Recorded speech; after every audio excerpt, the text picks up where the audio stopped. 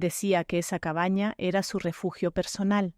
Durante 30 años escuché esas mismas palabras sin hacer preguntas, y hoy, mientras sostenía en mis manos la llave que encontré escondida entre sus camisas, entendí que había pasado media vida creyendo en un hombre que nunca conocí de verdad. Mi nombre es Camila Duarte. Tengo 63 años, y esta es la historia del día en que descubrí quién era realmente mi esposo. Tomás Rivas murió hace apenas 3 semanas. Un infarto repentino, una madrugada silenciosa, sin aviso. Murió en la misma cama donde dormimos por décadas, con su respiración tranquila, como si por fin hubiera encontrado paz. Yo creí que el dolor no podía ir más allá de su ausencia, hasta que abrí el cajón inferior del armario. Allí, entre camisas dobladas con un cuidado casi militar, había un sobre sellado con cera roja y una llave antigua atada con un cordón de cuero. En el sobre solo una frase escrita con su caligrafía firme: «Para cuando estés lista para saber la verdad». No lloré, no podía. Esa noche me senté en la mesa del comedor, mirando la llave bajo la luz amarilla del foco. Afuera, la lluvia caía suave sobre los tejados de Morelia. Me serví un café frío y abrí el sobre. No había carta, solo un plano, un dibujo a mano, con una cruz en medio del bosque. Y una palabra que me heló la sangre: cabaña. La misma de la que Tomás hablaba cada vez que necesitaba tiempo para pensar. Su refugio. El lugar donde, según él, iba a tallar madera y escuchar el silencio. Nunca me permitió acompañarlo. «Es un sitio sin comodidad, Cami», me decía, «lleno de polvo y soledad. No te gustaría». Y yo, tonta enamorada, lo dejaba ir con su termo de café y su mochila vieja. Esa madrugada no dormí. Esperé el amanecer mirando el techo, recordando cada pequeño detalle que de repente ya no encajaba. Las ausencias de fines de semana, las llamadas que atendía desde el taller y cortaba al verme, las cuentas bancarias separadas para sus herramientas, y la manera en que su mirada se perdía cada vez que mencionaba el pasado. Al amanecer guardé la llave en mi bolsillo y conduje hasta la sierra de Michoacán. El camino serpenteaba entre pinos, envuelto en neblina. Mi viejo coche temblaba en las subidas, pero yo seguí.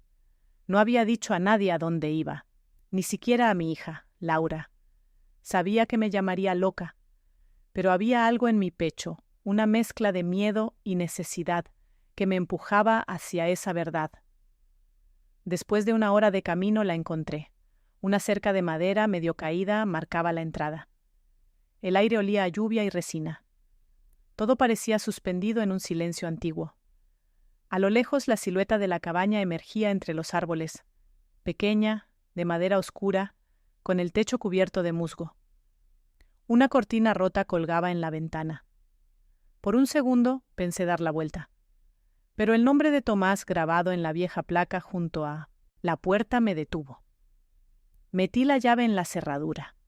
Giró con un chasquido seco, como si hubiera esperado ese momento por años. Empujé la puerta. Un olor a madera húmeda y recuerdos guardados me envolvió. Dentro, el polvo flotaba en el aire como una neblina de secretos.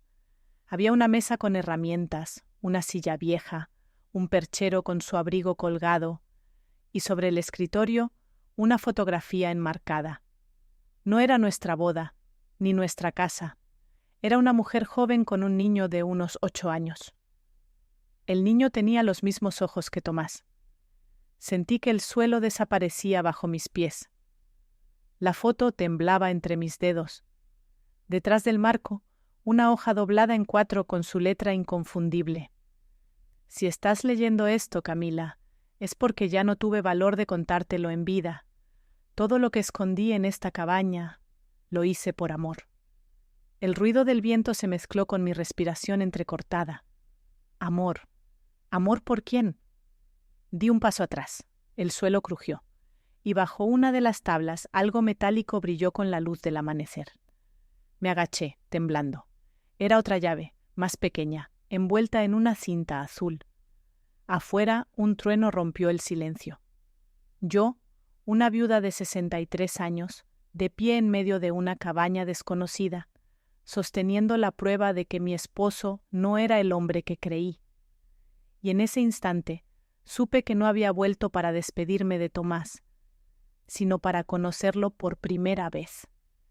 El sonido de la lluvia golpeando el techo de lámina me devolvió al presente. Apreté la pequeña llave azul entre mis dedos. No sabía si abrir lo que fuera que escondía o salir corriendo y dejar el pasado enterrado donde estaba.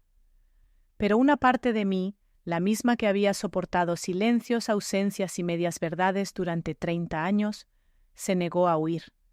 Moví los muebles con esfuerzo. El suelo de madera crujía y entre las tablas más gastadas vi una hendidura apenas visible. Metí los dedos y levanté la tabla. Debajo había una caja metálica cubierta de polvo. Era pesada y el metal frío me estremeció las manos. Probé la llave azul. Giró con un clic perfecto, como si Tomás hubiera dejado todo preparado para mí. Dentro había 3 cosas: un sobre amarillento atado con una cinta, un cuaderno de tapas de cuero y un reloj de bolsillo que aún marcaba la hora exacta en que él murió. Abrí el sobre primero. Dentro había documentos, certificados de nacimiento, fotos en blanco y negro, cartas selladas con iniciales que no eran las mías. A.M.R. Leí en voz alta sin entender, y en una de las fotos el mismo niño de la imagen del escritorio, más pequeño, abrazado a Tomás en un parque. Detrás, escrita con letra femenina: para Andrés, con el amor de tu padre. Alma, alma, una palabra tan breve, y aún así sentí que me atravesaba como una bala. El aire se volvió espeso. Tomás había tenido otra vida, otro nombre, quizás, otra familia. Me senté en la silla y abrí el cuaderno. Las primeras páginas estaban llenas de dibujos de carpintería, medidas, planos. Pero después, la letra cambiaba, volviéndose temblorosa. Camila nunca debe saberlo. No quiero que su amor se manche con mi pasado. Pero Andrés tiene derecho a lo suyo. Algún día, cuando ya no esté, ella sabrá qué hacer. Sentí un nudo en la garganta. ¿Derecho a qué? ¿A quién? Volteé la página. Una fecha: 12 de abril de 1993. Ese fue el año en que Tomás desapareció por casi un mes, justo antes de que nos casáramos. Dijo que había ido a cuidar a un tío enfermo. Yo le creí, como creí todo lo que decía. Me levanté y caminé por la cabaña. Cada objeto ahora parecía tener un peso distinto. El abrigo colgado en el perchero, el vaso con su nombre grabado, las virutas de madera sobre la mesa. Todo era parte de una vida paralela que se mezclaba con la mía sin que yo lo supiera. Sobre la mesa, una foto más reciente, escondida entre revistas viejas. El mismo niño, ya adolescente, con uniforme de preparatoria. Atrás, las mismas iniciales, A.M.R., y una dirección escrita a mano: San Juan de los Lagos, Jalisco. Mi corazón latía tan fuerte que podía escucharlo. Esa debía ser la pista. Tomás quería que lo encontrara, o que lo ayudara, o tal vez que lo perdonara. Me quedé mirando el fuego apagado de la chimenea. A un costado, una caja de cerillos medio vacía. Encendí uno, y mientras la llama temblaba, pensé en todo lo que podría hacer con esa verdad. Podría quemarlo todo. Podría fingir que nunca estuve allí. Podría seguir siendo la viuda perfecta que todos esperaban. Pero no. Había algo más fuerte que la rabia, una necesidad de entender. Tomé el cuaderno, los documentos y el reloj. Los guardé en mi bolso y salí al bosque. La niebla ya se levantaba y los primeros rayos del sol se filtraban entre los árboles. Mientras caminaba hacia mi coche, sentí el peso de la llave azul aún en mi bolsillo. Esa llave había abierto más que una caja. Había abierto la puerta de una vida que nunca imaginé. Y mientras bajaba por el camino de tierra, solo una pregunta resonaba en mi mente. ¿Quién era realmente mi esposo? El camino de regreso a Morelia fue largo y silencioso. La caja metálica reposaba en el asiento del copiloto como si pesara toneladas. Cada curva de la carretera traía una nueva pregunta y ninguna respuesta. Cuando llegué a casa, dejé la bolsa sobre la mesa y me quedé mirando el retrato de boda que colgaba frente a la sala. Tomás sonreía con esa expresión serena, casi tímida, que tanto me enamoró. Pensé en cómo me miraba aquel día, con ternura y promesas, y me pregunté cuántas de ellas habían sido reales. Me senté frente a la ventana. El viento traía olor a tierra mojada y a recuerdos. Cerré los ojos y por primera vez en semanas lo recordé no como un misterio, sino como el hombre que me pidió matrimonio una tarde cualquiera de verano. Fue en el mercado de Pátzcuaro hace más de 30 años. Yo era maestra en una escuelita rural. Él trabajaba como carpintero, reparando los pupitres rotos de mis alumnos. Tenía las manos fuertes, llenas de cicatrices, y una mirada dulce que contrastaba con su silencio. ¿Siempre arreglas cosas que otros rompen?, le pregunté aquel día mientras él lijaba una tabla. Él sonrió apenas. Solo las que valen la pena. No lo sabía entonces, pero esa frase sería una ironía cruel del destino. Durante los primeros años de matrimonio, Tomás era un hombre reservado, pero atento. Traía flores del campo los domingos, hacía reparaciones en casa, cocinaba pan dulce los fines de semana. Nunca levantó la voz, nunca discutimos. Su único secreto, decía, era esa cabaña en la sierra. Necesito un lugar para respirar, Camila, para escuchar mis pensamientos. Y yo, convencida de que la confianza era amor, jamás insistí. Hasta que un día llegó tarde.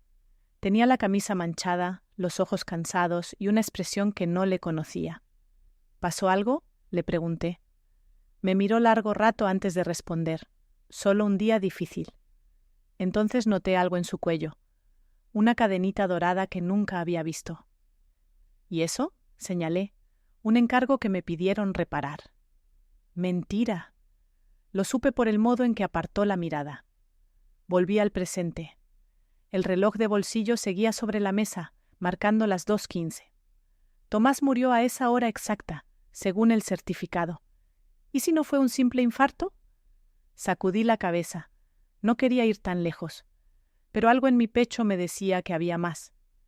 Tomé el cuaderno otra vez y busqué alguna pista. Entre las páginas encontré una anotación distinta, escrita con tinta azul. Si algo me ocurre, busca a Lucía Vargas. Ella sabrá cómo encontrarlos. Lucía Vargas. Ese nombre me resultaba familiar. Me tomó unos segundos recordar. Era periodista. Una mujer que solía venir al taller a entrevistar artesanos para una revista local. Alta, de voz firme, mirada inteligente. Había hablado con Tomás varias veces. Yo misma la había saludado un par de veces en la feria de artesanos de Tzintzuntzán. No lo dudé. Tomé el teléfono y marqué el número que aparecía en la libreta de contactos vieja de Tomás. Sonó 3 veces antes de que contestara una voz femenina. ¿Quién habla? Soy Camila Duarte, la esposa de Tomás Rivas. Hubo un silencio, luego un suspiro. Camila, lo lamento mucho. Me enteré de su fallecimiento. Gracias, pero no la llamo por eso. Encontré su nombre en algo que él dejó. Necesito hablar con usted. Es importante. Otro silencio. Está bien. Venga mañana al café frente a la plaza, a las 10. Colgué y me quedé inmóvil. Mi corazón latía con fuerza. ¿Quién era Lucía para Tomás? ¿Una amiga? ¿Una cómplice? ¿O alguien que también había vivido entre sus mentiras? Esa noche casi no dormí. Los recuerdos se mezclaban con el sonido del viento que golpeaba las persianas. Por momentos juraría que escuchaba su voz en el pasillo, su risa lejana, su olor a madera y tabaco. Pero no. Solo era el eco de una vida que ya no existía. Al amanecer me puse un abrigo gris y salí hacia el café. Lucía ya estaba allí, esperándome junto a la ventana. Cuando me vio, se levantó. Gracias por venir, Camila. Hay algo que usted debe saber. Su voz no era de sorpresa, sino de culpa. Lucía me observó con una mezcla de nerviosismo y compasión. Tenía una carpeta sobre la mesa y una taza de café que ya se había enfriado. Cuando me senté frente a ella, noté que sus manos temblaban ligeramente. No era solo por el frío. Tomás me habló de usted muchas veces, empezó con cautela. Siempre decía que usted era su paz, su ancla. Esa palabra, ancla, me dolió, porque un ancla también puede ser aquello que impide avanzar. Lucía respiró hondo. Camila, lo que voy a contarle no es fácil, pero él me pidió que si algún día no regresaba, yo le entregara esto. Abrió la carpeta y sacó un sobre cerrado con mi nombre escrito en letra de Tomás. El pulso se me aceleró. Las letras parecían vivas, recientes. ¿Desde cuándo tenía esto?, pregunté. Hace 2 años. Me pidió que lo guardara, pero me prohibió abrirlo. Tomé el sobre con ambas manos. Por un momento, el mundo pareció detenerse. Lo abrí con cuidado, temiendo que el papel se deshiciera entre mis dedos. Dentro había una carta y una copia de una escritura notarial. La carta decía: Camila, si lees esto significa que el pasado finalmente me alcanzó.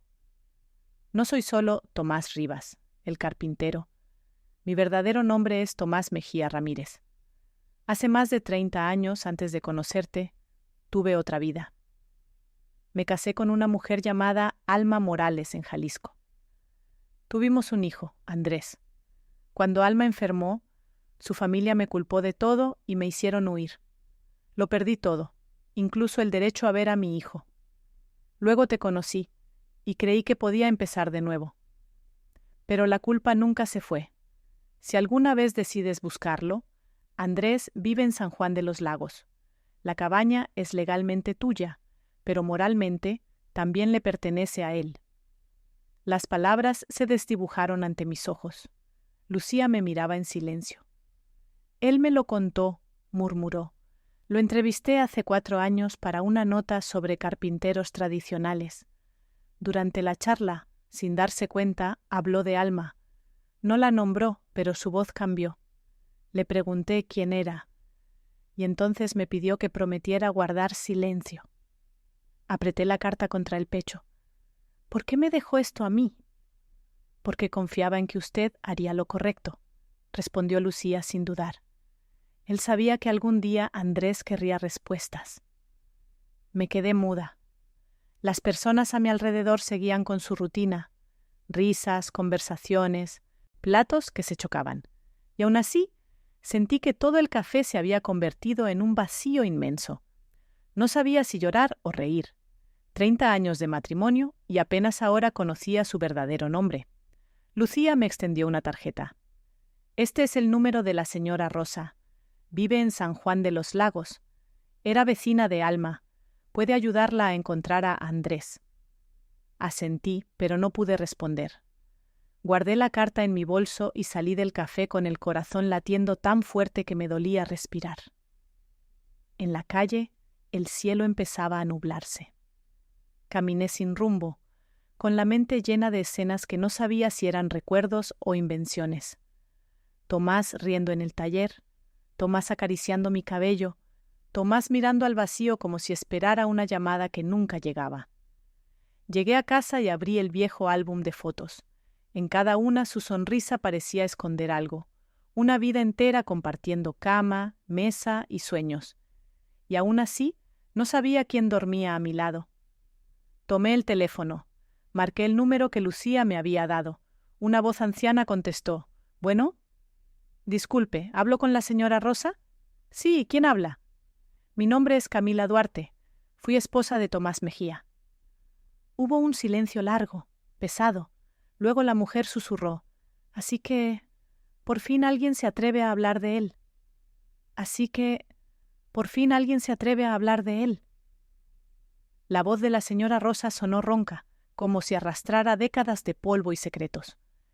Me quedé en silencio, con el teléfono apretado contra el oído. ¿Usted lo conoció? Logré preguntar al fin. Claro que lo conocí, respondió con un suspiro.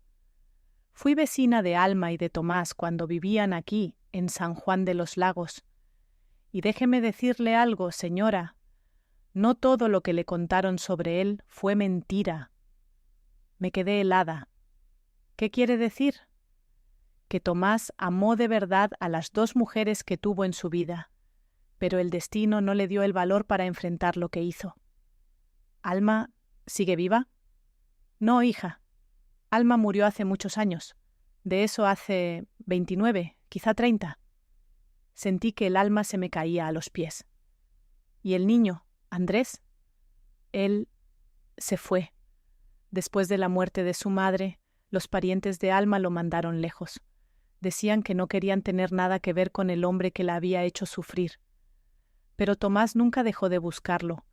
Venía cada año, dejaba flores en la tumba y preguntaba por él, siempre con esa mirada triste, como si esperara que de pronto apareciera en la esquina. Me quedé muda. No supe si sentir rabia o ternura. El mismo hombre que me juró transparencia había cargado en silencio con un amor roto, un hijo perdido y una culpa que lo acompañó hasta la tumba. ¿Sabe dónde puedo encontrar a Andrés? Hace años supe que se fue a Guadalajara. Trabajaba en una carpintería como su padre. No sé si sigue allí, pero puedo preguntarle a mi sobrino, él vive allá. Si lo encuentro, le aviso. Por favor, señora Rosa, le agradeceré toda la vida. Colgué, y el eco de su voz quedó flotando en el aire. Tomás nunca huyó de mí. Huyó de su pasado, y el precio de esa huida fue una vida entera de silencio. Esa noche no encendí las luces. Me senté frente a la ventana con la carta de Tomás abierta sobre la mesa. Leí una y otra vez su letra firme, su confesión, su súplica. Si alguna vez decides buscarlo, no lo juzgues. Dile que nunca lo olvidé. Lloré por primera vez desde su muerte, no con la rabia de una esposa traicionada, sino con el dolor de una mujer que por fin comprendía que el amor también puede ser cobarde. Al día siguiente, la señora Rosa me llamó. Mi sobrino habló con un hombre que cree conocer a Andrés. Trabaja en una carpintería en Guadalajara, cerca del Parque Morelos. No está seguro, pero dice que tiene unos 40 años y que se apellida Mejía. No lo dudé. Metí la carta y los documentos en mi bolso, subí al autobús y partí. El viaje fue largo, casi 4 horas, y el paisaje cambió de montañas a avenidas bulliciosas. Cada kilómetro era un recuerdo. Las risas de Tomás, el olor a serrín, las tardes en el taller mientras él tarareaba viejas rancheras sin saber que lo escuchaba. Llegué a Guadalajara al atardecer. El aire olía a humo y pan dulce. Caminé por las calles con el corazón acelerado. Cuando encontré la carpintería, un cartel de madera decía: Taller Mejía en Hijos. El mundo se detuvo. Me quedé observando la puerta abierta, donde un hombre de espaldas lijaba una mesa. Tenía los mismos hombros anchos, el mismo gesto concentrado de Tomás. Tragué saliva y di un paso adelante. «Buenas tardes». El hombre se giró. Sus ojos eran exactamente los de mi esposo, marrones, profundos, con esa mezcla de cansancio y nobleza que conocía de memoria. «¿Puedo ayudarla en algo, señora?» «Busco a Andrés Mejía». «Soy yo». Mi voz tembló. «Soy Camila Duarte. Fui esposa de tu padre». El silencio fue tan espeso que escuché el zumbido de las sierras al fondo del taller. Él dejó la lija sobre la mesa y por un momento pareció no entender. «¿De mi padre?», repitió casi en un susurro. «Así es, de Tomás». Andrés se apoyó en la mesa. Su rostro se tensó. «Mi padre murió hace muchos años». «Eso creías tú», respondí con calma. «Pero no. Murió hace 3 semanas en Morelia». Lo vi cerrar los ojos, tragar saliva y por fin dejar que una lágrima cayera. «No puede ser», murmuró. «Pasé toda mi vida odiando a un fantasma». Le entregué la carta. «Esto es para ti». La escribió con su propia mano. Andrés la leyó en silencio. A mitad de la lectura su mandíbula se apretó. Luego, cuando llegó al final, su voz se quebró. «Dile que nunca lo olvidé». Sus labios repitieron las palabras de su padre, pero esta vez como una despedida. No supe qué decir. Solo me quedé allí, viendo cómo las lágrimas manchaban el papel, y entendí que, aunque Tomás me había mentido, también me había dejado una última misión: cerrar un círculo que él nunca pudo cerrar. Andrés levantó la vista. —¿Por qué vino, señora? —Porque también necesito perdonarlo —respondí—, y porque lo que dejó no me pertenece solo a mí. Durante unos segundos nadie habló. El silencio entre Andrés y yo era tan espeso que podía cortarse con un cuchillo. Él seguía mirando la carta, con los dedos manchados de aserrín, y cada tanto su respiración se volvía un suspiro ahogado. —¿Sabe qué es lo peor? —dijo al fin, sin mirarme—. Que pasé años deseando verlo, odiándolo por haberme dejado, y ahora que sé que seguía vivo, que me buscó, ya no hay tiempo. —Todavía lo hay —murmuré—. Hay tiempo para entenderlo, aunque ya no esté. Andrés negó con la cabeza, con una sonrisa amarga. —¿Y entender qué, señora? ¿Que me abandonó, que formó otra familia, que se escondió detrás de un nuevo nombre? ¿Cómo se entiende eso? Me acerqué despacio. No tengo respuestas para todo, hijo. Pero si vine aquí fue porque también fui una víctima de su silencio. Viví 30 años al lado de un hombre que amaba los secretos más que la verdad. Andrés levantó la vista, sorprendido por el temblor en mi voz. Por primera vez vi en sus ojos algo distinto del rencor. Compasión. —¿De verdad lo amó? —preguntó en voz baja. —Con todo lo que soy —respondí—, y por eso estoy aquí, porque sé que él te amó también, aunque no supo cómo hacerlo. Andrés apartó la mirada, respiró hondo y se limpió las manos en el delantal. —¿Por qué me trajo esto? Porque la cabaña que construyó en Michoacán está a tu nombre moralmente. Quiero que la veas. Quiero que sepas lo que él dejó para ti. Vi cómo su mandíbula se tensaba otra vez. No necesito nada de él. No es por dinero, insistí, es por verdad. Salí del taller sin esperar respuesta. Sabía que necesitaba tiempo. Yo también lo había necesitado cuando abrí la primera carta. Esa noche me hospedé en una pequeña pensión cerca de la estación. El cuarto olía a madera y humedad, como la cabaña. Me senté junto a la ventana y miré las luces de la ciudad. Pensé en Tomás, en Alma, en el niño que creció sin padre y en la mujer que compartió su vida con un fantasma. Y por primera vez comprendí que el perdón no era olvidar. Era decidir no cargar más con lo que no te pertenece. A la mañana siguiente golpearon la puerta. Era Andrés. Llevaba una mochila al hombro y una mirada indecisa.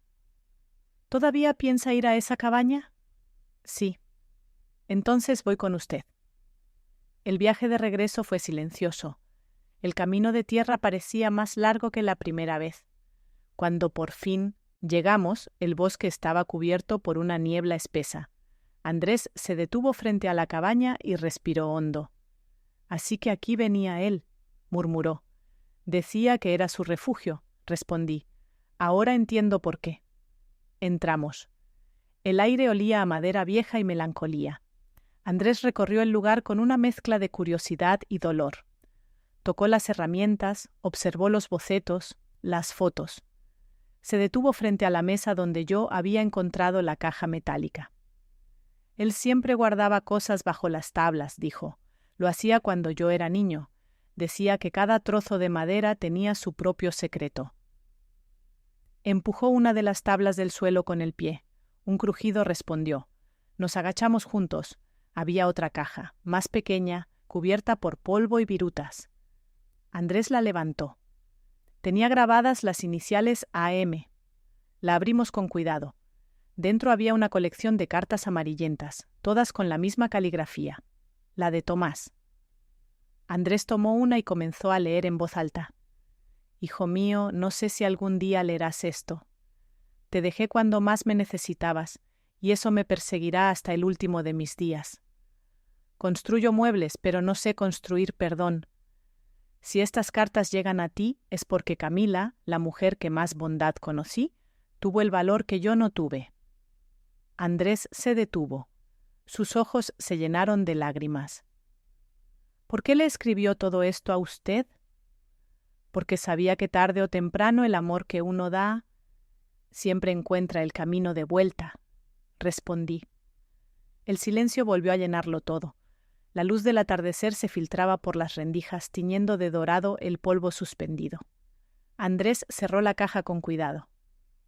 ¿Podría quedarme un rato a solas? Asentí. Salí al porche y me senté en el viejo banco donde solía sentarse Tomás. El bosque olía a lluvia, y por primera vez en mucho tiempo sentí paz. Adentro, Andrés lloraba. No lo interrumpí.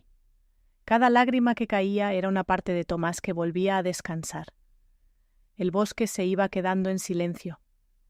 Solo se oían los últimos cantos de los pájaros y el crujido de las ramas movidas por el viento. Desde el porche yo podía ver cómo la neblina descendía lentamente por las montañas, envolviendo la cabaña en un aire casi sagrado. Andrés salió al fin. Tenía los ojos rojos, pero su expresión había cambiado. Ya no era el hombre tenso y dolido de antes. Ahora parecía más liviano, como si un peso invisible se hubiera desprendido de su pecho. Él nunca dejó de escribir, murmuró. Cada carta era un intento de volver, pero siempre se detenía antes de enviarlas. Se sentó a mi lado y me mostró una de las hojas. La letra de Tomás, inconfundible, llenaba ambas caras del papel. A veces pienso que la vida es como la madera. Puedes lijarla, pintarla, esconder las grietas, pero siguen ahí, esperando a que alguien las toque para recordar lo que realmente eres. Leí esas líneas y sentí un nudo en la garganta. Él siempre hablaba así, dije sonriendo con tristeza. Cada palabra suya parecía tener un doble fondo. Andrés asintió. Supongo que por eso era buen carpintero y mal esposo. Nos quedamos en silencio. Por primera vez compartimos una risa breve, tímida, que alivió la tensión. Era extraño reírse allí, donde todo había sido lágrimas, pero también se sentía justo. Dentro de la cabaña, el reloj seguía marcando las 2:15, congelado en el instante exacto de su muerte. Andrés lo observó. Tal vez quiso decirnos algo, comentó, que el tiempo no se detiene. Pero la culpa sí puede quedarse atrapada. Lo miré de reojo.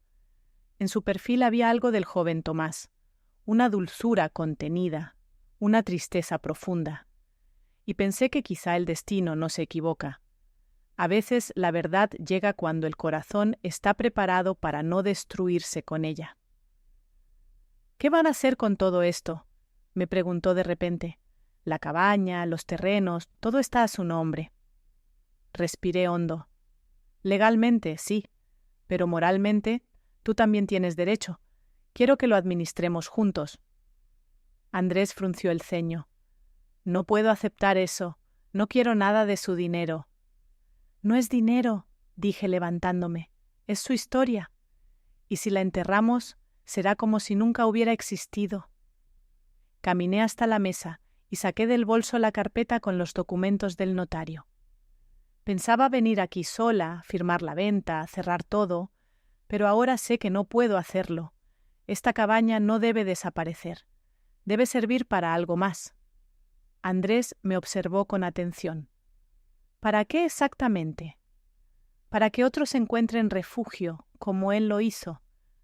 Podríamos restaurarla, abrirla como un pequeño taller, una casa de aprendizaje, donde jóvenes carpinteros o cualquiera que necesite empezar de nuevo puedan venir a trabajar con sus manos. Él se quedó en silencio unos segundos mordiéndose el labio. Luego asintió lentamente.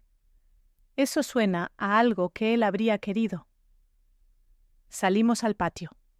La noche caía sobre el bosque y una brisa fría movía las hojas secas a nuestros pies. Encendimos una pequeña fogata frente a la cabaña. Las llamas iluminaban los troncos y hacían que el humo subiera como un hilo de memoria hacia el cielo oscuro. Andrés sacó del bolsillo una de las cartas y la lanzó al fuego. Por Alma, dijo. Tomé otra y la arrojé también.